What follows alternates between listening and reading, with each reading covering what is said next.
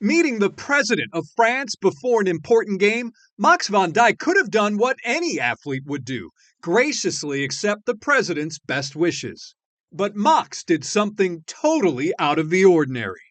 In America, that's what we call shooting your shot. Are you familiar with that phrase? Absolutely.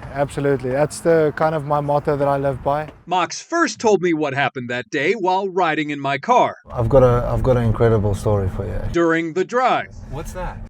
Originally from South Africa, Maks decided in 2019 he wanted to not just play in France, but also make it his home. I'm very passionate about the culture. When he heard a rumor that French President Emmanuel Macron would be attending his championship match, Maks decided to take matters into his own massive hands. I said to my coaches before the game, look, I'm going to ask this guy for a passport.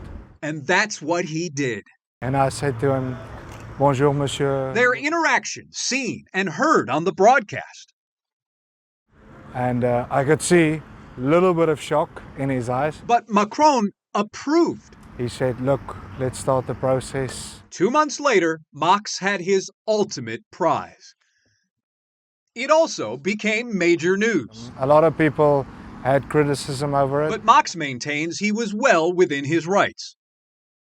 5 years later, Maks is enjoying his time in Houston. The club here grateful to have him. So he really pulls all of us together, shares that experience with players and how to handle big games. And Maks Van Dyk is always delighted to relive So there was a small little moment where I hesitated. the greatest try of his career. You get a few opportunities in life, you got to take it. And that was one of them. Jason Bristol, KHOU 11 News.